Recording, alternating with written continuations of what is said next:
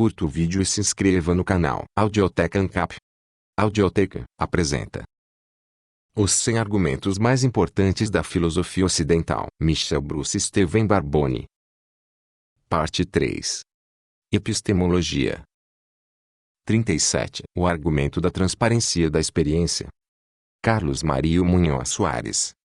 Esse é um dos principais argumentos na filosofia da percepção e na epistemologia. Foi canonicamente apresentado por G. E. Moore. Esse argumento contesta a tese de que, quando temos sensações, estamos diretamente conscientes dos aspectos das sensações ou experiências. Torna-se explícita uma intuição do senso comum sobre o que parece ser diáfano ao se ter sensações, ou seja, as relações de consciência sensorial, nas palavras de Moore, em relação ao que todas as sensações são iguais. No geral, o argumento é sobre o que está epistemicamente disponível quando temos sensações. Em princípio, esse é um argumento epistêmico, mas tem conclusões metafísicas dependendo da estrutura teórica. Em geral, o argumento da transparência da experiência é muitas vezes entendido como contrário à redução dos conteúdos das sensações, cores, digamos, a uma espécie de véu da percepção ou coloração mental. Em outras palavras, no empirismo de Berkeley, alguma coisa que constitui o próprio mundo externo. Outros filósofos têm criticado essa conclusão. A intuição que gera o argumento da transparência da experiência foi delineada por Moore como se segue: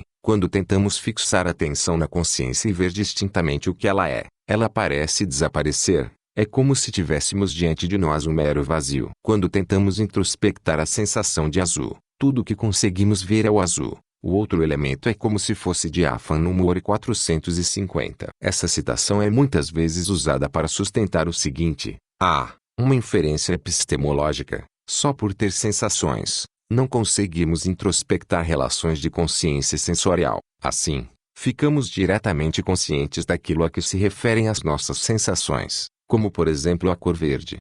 Uma inferência metafísica. Só por ter sensações, nunca conseguimos introspectar relações de consciência sensorial ou aspectos das próprias sensações. Assim, não há intermediários perceptuais. O consequente de A não é necessariamente o consequente de B, apesar de o antecedente ser o mesmo. Esclarecer as relações entre tal antecedente e tais consequentes é a questão central do debate. O antecedente não foi definido por Moore. Devo retornar a essa questão mais adiante. A estrutura abstrata do raciocínio por trás do argumento da transparência da experiência é a seguinte. Premissa 1. Premissa do conteúdo. Se um sujeito, S, tem uma sensação, V1, V é uma sensação de X. Premissa 2. Premissa da transparência. Ao ter V1, S tem apenas conhecimento direto de Y.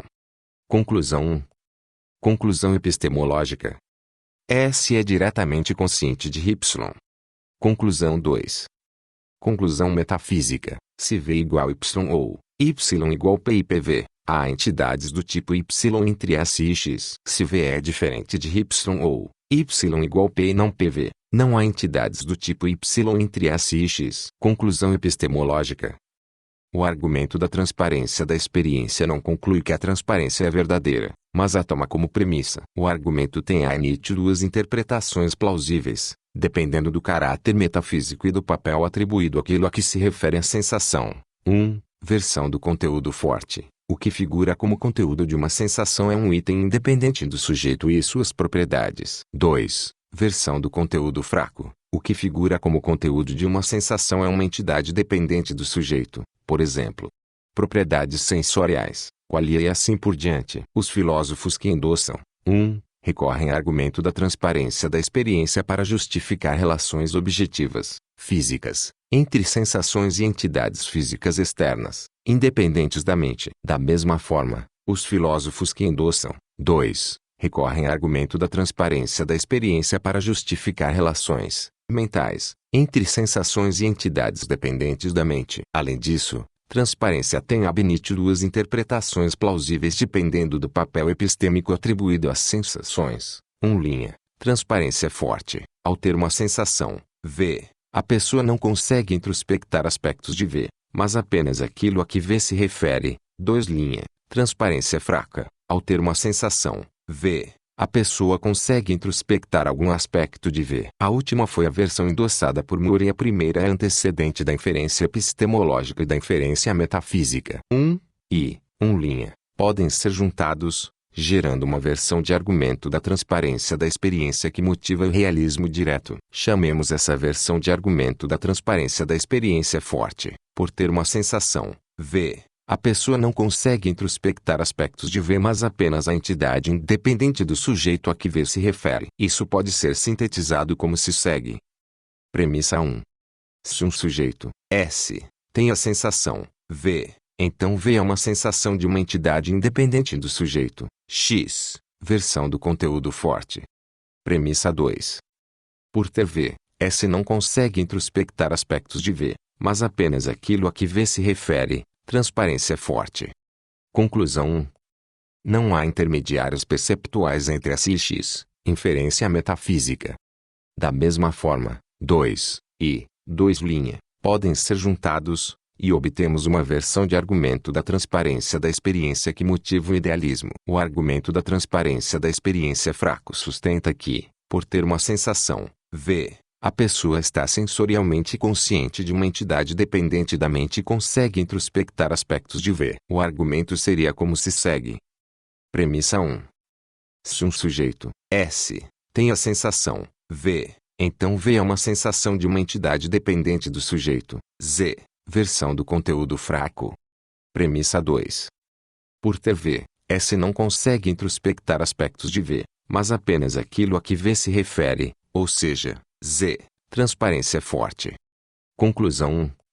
Não há intermediários perceptuais entre S e Z, inferência metafísica. A outra versão sobre conteúdo é uma versão da versão do conteúdo fraco. Vamos chamá-la de versão conteúdo propriedade 3. O que aparece como conteúdo de uma sensação são propriedades dependentes do sujeito, cores, digamos, que parecem ser instanciadas em entidades independentes do sujeito, mesas, digamos. Essa versão pode ser juntada à da transparência fraca. Obtemos uma terceira versão de argumento da transparência da experiência. Vamos chamá-la de argumento da transparência da experiência dos dados sensoriais. Premissa 1.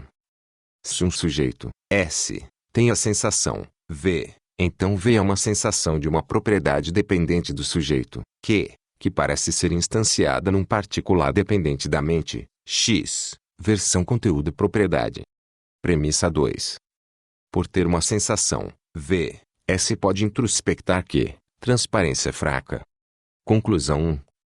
Há intermediários perceptuais entre S e X. O argumento da transparência da experiência dos dados sensoriais difere do argumento da transparência da experiência fraco, já que o primeiro especifica que os intermediários perceptuais só podem ser propriedades sensoriais, digamos qualia, e não entidades físicas concretas. O debate sobre transparência e compreensão correta do conteúdo das sensações está longe de ser resolvido. No entanto, há muitas teorias detalhadas procurando fazer isso.